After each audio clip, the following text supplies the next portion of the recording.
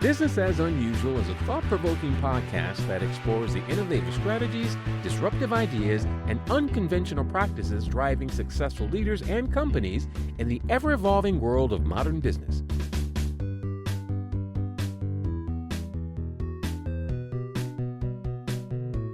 Subscribe, comment, and share for weekly inspiration with our host, Aicila. Plans, intentions, goals, and outcomes. That's what I want to talk about today. A goal without a plan is a wish. If you want something to happen and you don't have a plan to make it happen, then you're relying on other factors, luck, or whatever it is. And sometimes that works out. And that's fine. For most of us, we need to put a little bit of intention and action behind the things that we want. And so first, let's talk about a good goal. So for example, if you set a goal that's based on an outcome, that is a much harder goal to create your own momentum for. And what do I mean by that? As a fundraiser, when I used to work in the LGBTQ community world and social justice activism world, I had an option to set a goal for how I did my fundraising. I could say I'm going to raise X number of dollars this month, this year. And to a certain extent, I did have a goal of an X number of dollars, right? We needed a certain amount of money to run the organization. So in that sense, in that larger sense, the goal was the outcome. And if every day I got up and I said, I have to raise this much money, or if every week I'd said that would be very discouraging. Yeah, I went through 2 recessions. I was raising money during the 2008 crash. And that wasn't a great time to be raising money. And if I had focused only on the amount of money we needed to raise, I wasn't going to be very successful because I was going to lose my motivation to do it. The better thing to do is to say, I'm going to do X behaviors. So you set your goals based on the behaviors you have control over. I'm going to call 10 donors and talk to them about the things that we're doing that I know they're interested in and the ways that they can support it, both financially and with their participation. And if I do that, if I talk to 5 donors a day or 10 donors a week, and I ask for the funds that we need to complete our projects and to do the work in the world that I know they stand for, I will raise that money. And, and it's good to tell them, our goal this year is to raise X number of dollars. And that distinction is a very important one, especially as a small business owner and entrepreneur where you're selling your services and your ideas, your innovations to people.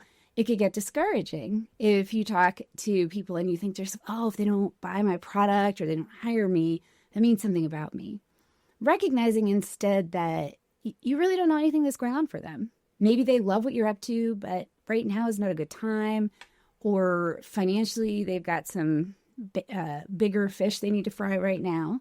However, if you have the goal of talking to those good customers, those people that you have had those good relationships with on a regular basis, and keeping yourself top of mind, you will eventually create some of those connections in a way that will create that opportunity for them to work with you or hire you or purchase your product. I know that seems very basic, and that mindset is a really important one to cultivate in yourself. A writer friend of mine used to say that they collected rejection slips. Their focus on getting their work out into the world was not how many things they got published. It was how many submissions they'd made with their work to different outlets to be published.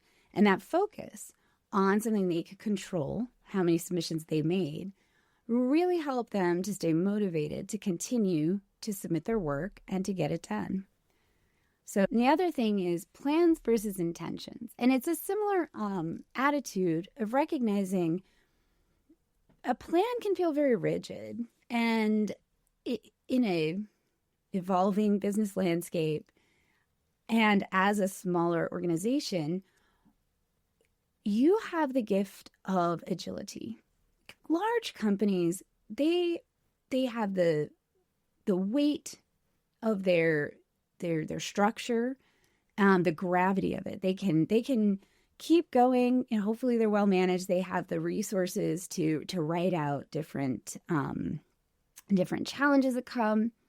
And the other side of that is that they're not very nimble, that when things are changing, it takes them a long time to respond. Whereas as smaller businesses, entrepreneurs, and startups, we have that gift of agility. And at the same time, I harp often that we need to have a plan. Sometimes it can be helpful to think of it more as an intention. I intend to do these things in this way this year, and to recognize that regular evaluation of your intentions versus your goals and the outcomes you're achieving and the evolving landscape can be a really effective way to keep yourself on course when the path changes or the circumstances shift in a very large way.